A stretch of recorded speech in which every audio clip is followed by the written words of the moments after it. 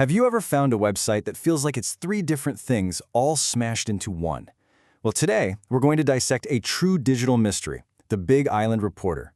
We're going to pull this thing apart, piece by piece, and try to figure out what exactly is going on here. And this image, wow, it just captures the whole puzzle perfectly, doesn't it? On one hand, you've got the serene, beautiful coast of Hawaii, and on the other, the complex, glowing wires of a digital brain. So, how in the world do these two things connect? That's the big question we're going to tackle.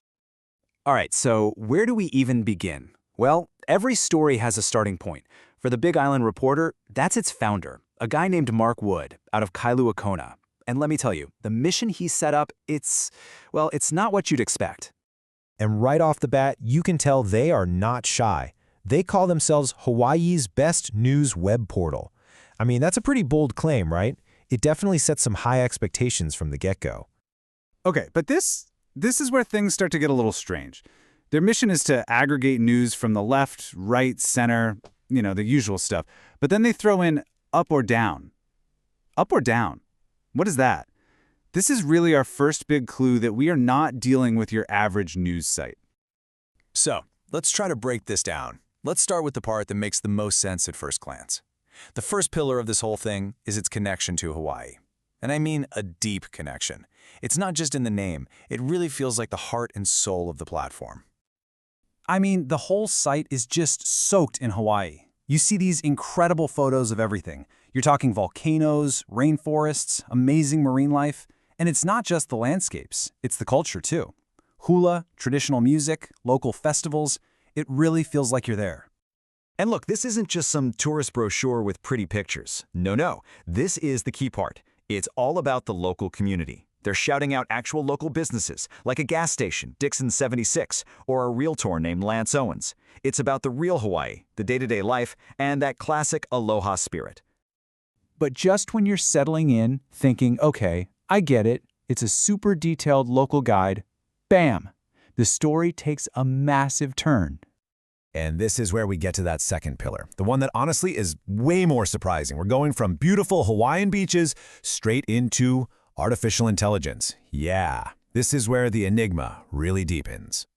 See, they don't just talk about AI, it's literally built into the website. We're talking AI-generated images and news, chat features you can actually play with, even their own Big Island Reporter AI assistant. Plus, they've got these custom tools, like something called NewsCord, and another one, AnyModel. And this AnyModel idea is actually pretty smart. Instead of just picking one AI like ChatGPT or whatever, they've built a platform that lets you use a bunch of them, all through one subscription. It's like they're betting on a future where we all use a whole toolbox of AIs, not just one. Then there's this other tool, NewsCord, which uses AI to tackle some really complex, heavy-duty global issues.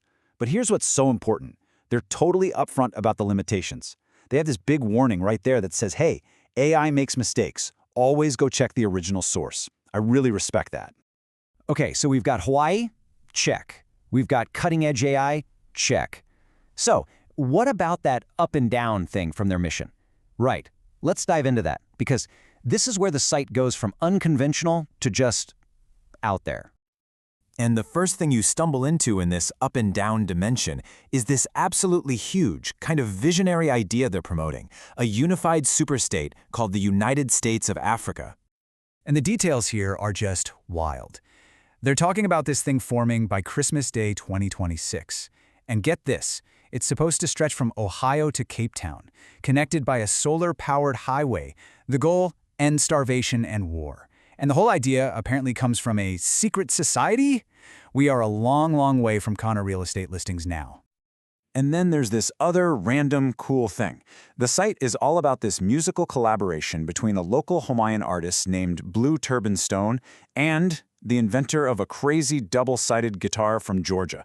It's just another one of these examples of them mashing together two worlds you would never, ever think to connect.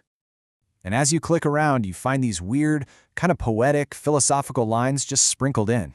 Like this one, Monday world is for the losers. What does that even mean? It just adds to this unique, quirky personality the whole site has.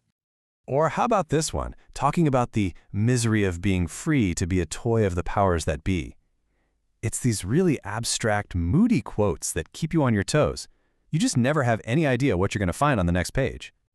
So, with a mix this bizarre, local Hawaiian life, futuristic African superstates, weird poetry, you have to ask, how does this thing actually stay afloat? How does it make money? Let's peel back the curtain on the business side of things. Okay, this is actually pretty ingenious. Their whole advertising strategy is built around bypassing ad blockers. They serve their ads using a Google Docs presentation format, which most blockers don't catch. It's a really clever, deliberate way to make sure their advertisers actually get seen. And they're super open about their pricing. It's really straightforward. Right now, it's about $500 a year, and they even throw in the second year for free. And you can see they've got special deals for realtors, which brings it all back to that local, community-focused side we saw earlier. All right, let's try to put all these puzzle pieces together. We've got the authentic Hawaiian local guide. We've got the forward-thinking AI tech hub. We've got this visionary, almost sci-fi launch pad, and a smart business model holding it all up. So what does it all add up to? I think the biggest takeaway here is that you just can't put the Big Island Reporter in a box. It completely defies labels. It's a local guide, a tech playground, and a philosophical experiment all rolled into one. And you know what? Maybe that's the point. Maybe the fact that it refuses to be just one thing is its identity. It's kind of like a perfect snapshot of the gloriously weird and messy internet we live in today. Which leaves us with one last really big question to chew on. In a world where one website can be so hyper-local and at the same time so wildly futuristic, what does being informed even mean anymore? What happens when the spectrum of information isn't just left and right, but also includes these strange new directions of up and down?